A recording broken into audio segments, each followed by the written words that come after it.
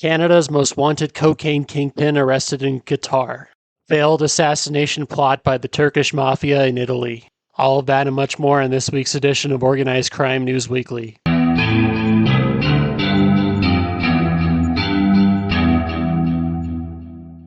Welcome back to Organized Crime News Weekly. This is the weekly show where we discuss the goings-on in the global criminal underworld. Before I start, I just want to remind everyone to please like, share, and subscribe so we can help grow this channel. Also, please make sure to support my channel. You can do that by just contributing $2.99 a month. Any contribution is greatly appreciated, and it helps me to continue making these videos.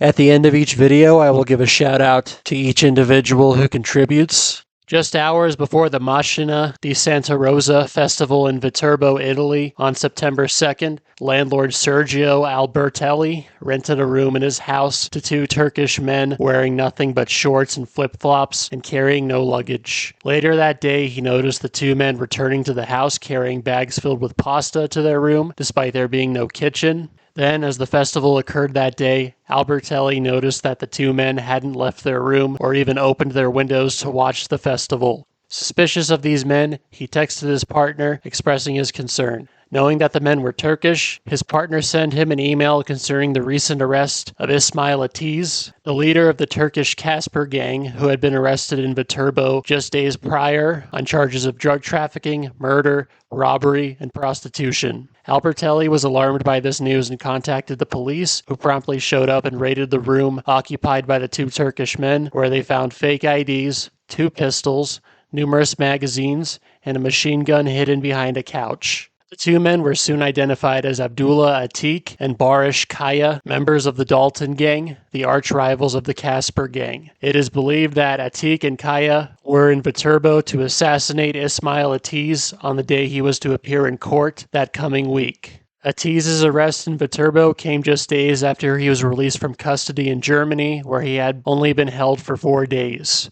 After going through their phones, the police were able to locate 5 more Turkish men in the nearby town of Montefiascone, who are thought to have assisted them in the plot to kill Atiz. These 5 men have been released, but Atik and Kaya are still detained and have been sent to the Viterbo prison, awaiting potential extradition to Turkey, where Atik is also accused of being the gunman in the murder of Casper member Ahmet Hanji, which occurred in Istanbul back in January. This murder attempt comes amidst heightened tensions between the Daltons and Caspers and a conflict that stems from the murder of Dalton member Erkan Kaptan back in September of 2024. Tensions between the two gangs increased dramatically last month after the murder of Dalton leader Kaner Kocher in Spain just last month, and the Daltons were quick to claim responsibility for it. Both the Daltons and Caspers are engaged heavily in drug trafficking as well as extortion back in Istanbul, where they have terrorized the local business community by demanding extortion payments from local business owners, and if not complying with the demands, the businesses are shot up with gunfire. Both of these gangs are made up heavily of teenagers who are recruited through social media campaigns launched by the Daltons and Caspers. In order to appeal to them, they make videos glamorizing the gang lifestyle, and they use these teenagers to carry out a lot of these attacks, which allows the leaders of these gangs to keep their hands clean from a distance. But this is another chapter of the Dalton and Casper feud, which increasingly moves into Europe as Turkish authorities crack down on the gangs back in Turkey. And these gangs show very little disregard for using violence. They seem very quick to resort to violence, even to the point in the case of the Daltons where they were willing to take out one of their rivals in a courtroom. So I'm sure we will see a lot of brazen attacks from both sides in the years to come. It has been reported by the Canadian media that Rabih Alkhalil, the leader of the Wolfpack Gang Alliance and one of Canada's most wanted fugitives, was arrested in Qatar on Friday after more than 3 years on the run, with a $250,000 reward being offered for information leading to his arrest. However, it must be stated that the Canadian RCMP have not confirmed whether Alkhalil has in fact been arrested as of now. Alkhalil was one of the most prominent cocaine traffickers in the Canadian underworld in recent years, but before he became Canada's most wanted man, he came from a much more humble background. Born in Saudi Arabia in 1987 to a Palestinian family, the Alkhalils immigrated to Canada in 1990 to escape the Gulf War. The family would settle in Surrey, British Columbia, and it wouldn't take long for Rabih and his 4 brothers to turn to a life of crime. Rabih was the youngest of his brothers, and before the age of 16, two of his older brothers, Khalil and Mahmoud, were murdered. After the deaths of his two brothers, the family would relocate to Ottawa, but this did not deter Rabih from pursuing a life of crime.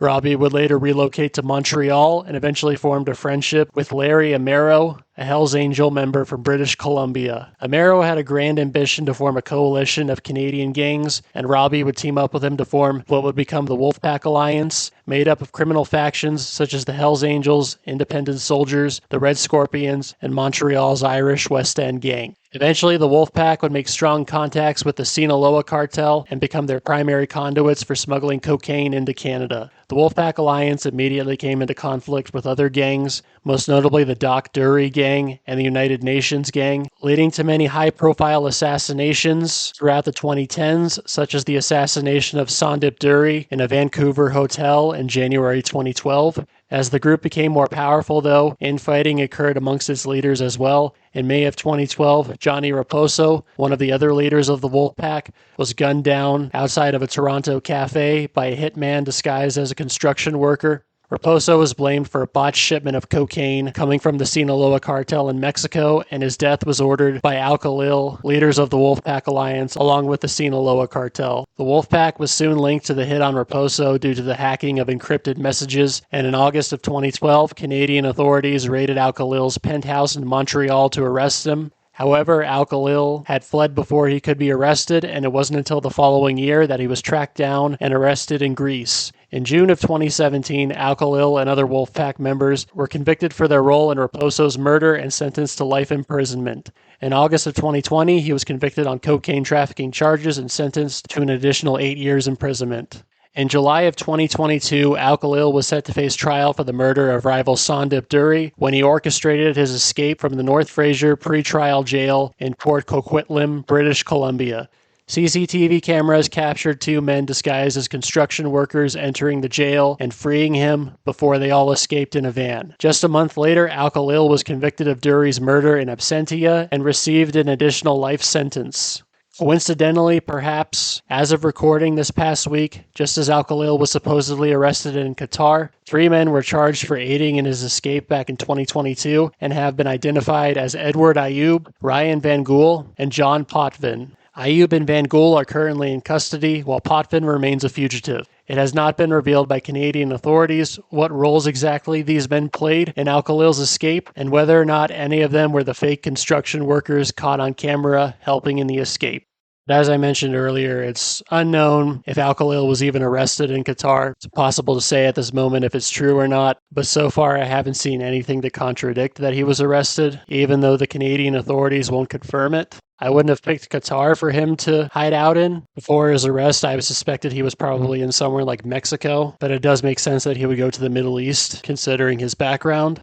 Mexico seemed likely because of his connections to the Sinaloans and the fact that a lot of Canadians on the run have been fleeing to Mexico as a refuge. But if he has indeed been arrested, this is obviously very bad news for him. As back in Canada, he has to serve 2 life sentences now. But I don't think it would put him completely out of the game because criminals all across Canada seem to be able to conduct their criminal activities even while incarcerated. So he may still be able to have a significant role in drug trafficking even after he's incarcerated for life in Canadian prison. Whether or not Alkhalil's status in the Canadian underworld takes a hit, the group that he helped form with Larry Amaro, the Wolfpack Alliance, continues to dominate the Canadian drug trade, particularly in Western Canada. The group is also said to have heavily moved into fentanyl trafficking in recent years, with recent fentanyl lab busts in British Columbia and Alberta said to be linked to the Wolfpack, in cahoots with Mexican cartels. So the Wolfpack Alliance is not going anywhere anytime soon, and due to its strong ties to Mexican cartels like the Sinaloa cartel and the Jalisco New Generation cartel, they will continue to dominate the cocaine and fentanyl trades in Canada, along with players like Ryan Wedding. And Alkhalil's potential arrest in the long run probably won't amount to much concerning the Wolfpack Alliance and its dominance.